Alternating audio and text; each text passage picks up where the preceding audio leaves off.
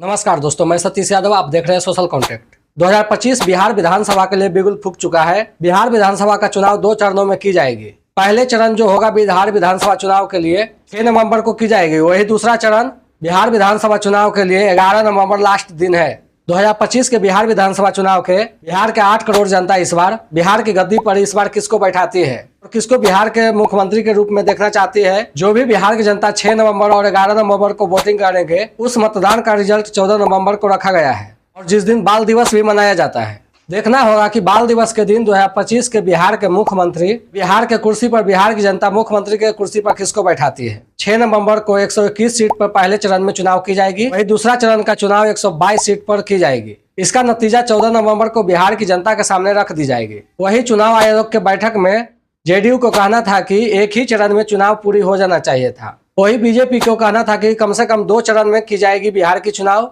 वही आरजेडी को भी कहना था कि बिहार विधानसभा का चुनाव 2 चरणों में ही होना चाहिए।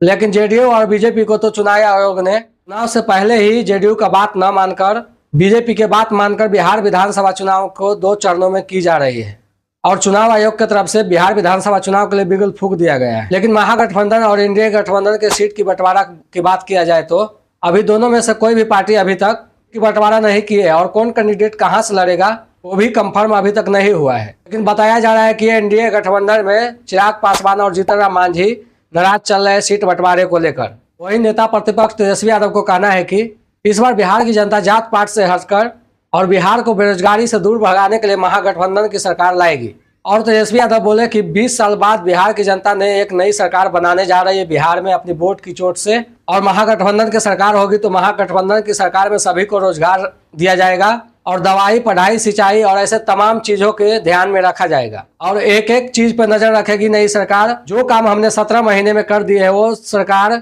17 साल में नहीं कर पाई है। हमने 17 महीने में 5 लाख लोगों को नौकरियां दी है, सरकारी नौकरी। वो भी एनडीए की सरकार और नीतीश सरकार 17 साल में अभी तक नहीं कर पाई है। लेकिन बिहार की जनता पर हमें उम्मीद है कि हम पर भरोसा करके हमको वोट देगी। ये तेजस्वी यादव को कहना था। लेकिन आप लोग क्या सोचते हैं अपनी प्रतिक्रिया कमेंट बॉक्स में दीजिए। मैं सतीश यादव, आप देख रहे थे सोशल कॉन्ट्रैक्ट। अगर यूट्यूब पर देख रहे हैं तो चैनल को सब्सक्राइब करिए, आप फेसबुक पर देख रहे हैं तो पेज को फॉलो कर लीजिए। धन्यवाद।